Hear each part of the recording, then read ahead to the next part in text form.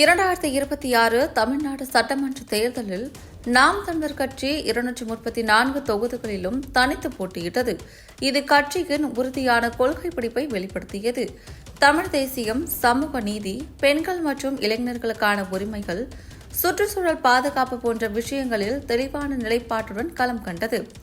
டிவிகேவின் அலையால் பெரும் சவாலை எதிர்கொண்டாலும் என்டிகே சுமார் 4% வாக்கு சதவீதத்தை பெற்று தன் இருப்பை உறுதிப்படுத்தியது. இந்த தேர்தலில் என்டிகே எந்த தொகுதிகளிலும் வெற்றி பெறவில்லை என்றாலும் பல வேட்பாளர்கள் குறிப்பிடத்தக்க வாக்குகளை பெற்று மக்களின் ஆதரவை பிரதிபலித்தனர். நாம் தமிழர் கட்சியின் தலைமை ஒருங்கிணைப்பாளர் சீமான் காரைக்குடி தொகுதியில் சுமார் 30,293 வாக்குகளை பெற்று கட்சித் தலைவராக தன் தொகுதியில் வலுவான ஆதரவை நிரூபித்திருந்தார். ஆலங்குளம் தொகுதியில் பால்ராஜ் சுமார் 23,380 வாக்குகளும், சோழிங்கநல்லூர் தொகுதியில் ஜெயலட்சுமி சுமார் 21,019 வாக்குகளும், மானாமதுரை தொகுதியில் சண்முகப்பிரியா சுமார் 19,676 வாக்குகளும், சிவகங்கை தொகுதியில் இந்துஜா சுமார் 19,021 வாக்குகளும், நாங்குநேரி தொகுதியில் செல்வம் சுமார் 17,618 வாக்குகளும், ஒட்டப்பிடாரம் தொகுதியில் அனுஷியா சுமார்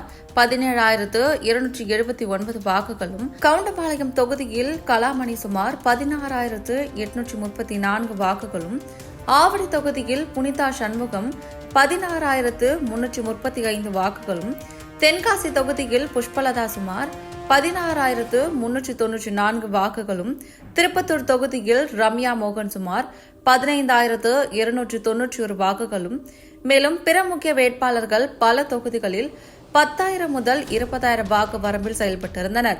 இந்த வாக்குகள் என்டிகேவின் அடித்தளத்தை வெளிப்படுத்துகின்றன.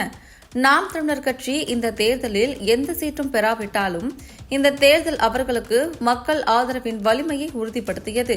சீமான் தலைமையில் தமிழ் பண்பாடு, தன்னாட்சி, ஈழ விவகாரம், விவசாயிகள், மாணவர்கள் பிரச்சினைகளை தொடர்ந்து உயர்த்தி பிடித்தது. இளைஞர்கள் முதல்முறை வாக்காளர்கள் மத்தியில் ஆதரவு உள்ளது. கூட்டணி இல்லாமல் போட்டியிட்டதால் வாக்கு சிதறல் ஏற்பட்டாலும் என்டிகேவின் கொள்கை உறுதிப்பாட்டை மக்கள் பாராட்டினர். விஜயின் புதிய கட்சி பல இடங்களில் என்டிகேவின் சாத்தியமான வாக்குகளை ஈர்த்திருக்கலாம்.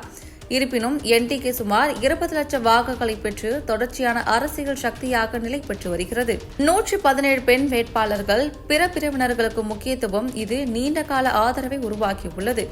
இந்த தேர்தலில் டிவிகே 108 இடங்கள், திமுக 59, அதிமுக 47 போன்ற முடிவுகள் வந்தாலும் நாம் தமிழரின் பங்கு மாற்றத்தின் குரல் என்பதை நினைவூட்டுகிறது.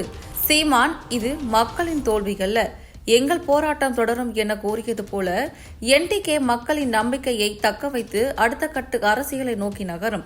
தமிழ்நாட்டில் திராவிட கட்சிகளுக்கு அப்பால் தமிழ் தேசிய அரசியல் வேரூன்றுவதை இந்த ஆதரவு காட்டுகிறது.